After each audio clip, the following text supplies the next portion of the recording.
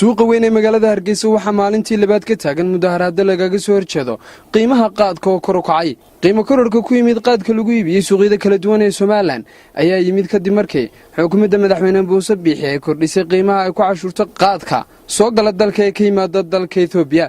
dadka isticmaala qaadka ayaa daqiiqado yar ka hor ku soo xumay suuqa weyn ee Hargeysa gaar ahaan meelaha lagu iibiyay qaadka kuwaas oo mudaharaad ka sameeyay isla markaana ka soo horjeeday qiimaha lagu kordhiyay. ciidamada ammaanka ayaa dhinacooda soo gaaray goobaha ay rabshaduhu ka dhaceen waxaana isku dayeen in awood ku kala kaxeeyaan dadweynaha gadoodsan balse ilaa haatan uma ay suuro gelin iyadoo ay ciidamada ammaankuna adeegsanayeen rasaasta nool si ay u kala kaxeeyaan dadweynaha mudaharaadka sameynayay ee ka soo horjeeday qiimo kororka ku yimid qaadka.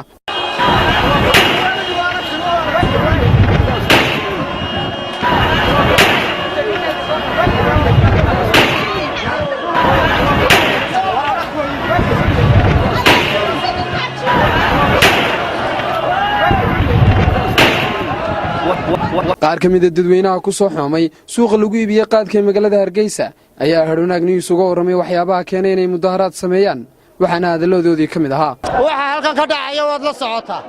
waxa weeyaan dadkii lacag ma hayaan qaadkiina 120 baa la yiri falarkii qaadka aha marka kan falarka qaadka aan goynayn inuu ka goynayo ka booba garbuulay sharci darrana yeeli mayno. bismillaahi raxmaani raxiim waxay caasimadda Hargeysa waa salaadii casar dadku ma qaadi karayaan sixir barar 200,000 qaadkii oo hawada laga siinayo kiilo ugu imanaya 400 riyaal ayay leedahay 200,000 baa siinaya milyan weeyaan kiilogii jaadka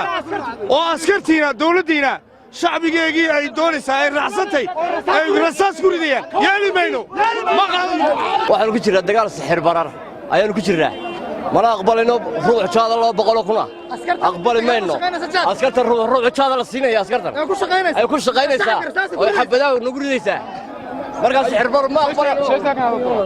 waxa weeyaan Ismaaciil Maxamed Cabdi weeyaan waxa weeyaan dawladii aan lahayn shacabka inay wax sixir bararka ka jabiso ayaa imika halka waxaan ku rijaad uu qoriyo ku ilaalinaysa oo dadkii laynaysa marka waxa weeyaan dawladii ma yeelayno sixir bararka jaadka isku dayaan iyo dadka shacabka qiimaha laga tibiyo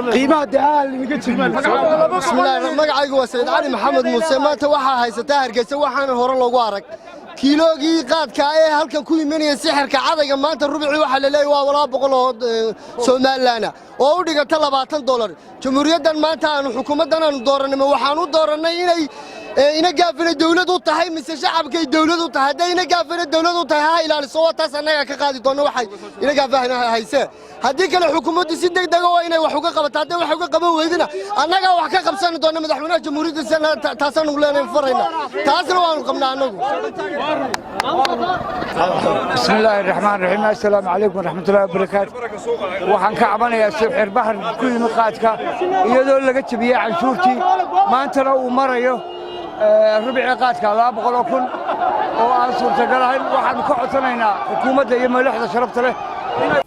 ciidamada ammaanka ayaa dhinacooda ilaa haatan ku hawlan inay sugaan ammaanka goobaha la keenay qaad kooban oo soo gaadhay suuqa magaalada Hargeysa iyadoo ciidamada ammaankuna ay isku dayaan inaan dadweynaha gadoodsan aanay wax dhaca u geysan goobaha lagu iibinayo qaadka. sidoo kale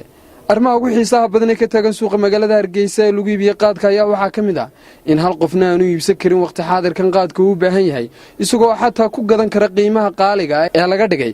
balse haddii ay taasi dhacdana waxa uu dhac kala kulmaya dadweyne iyagoo ku xoonsan hareeraha goobaha loogu talagalay in lagu iibiyo qaadka iyadoo haatan qofna aanu ku dhici karin inuu iibsado qaad qiimihiisu sareeyo.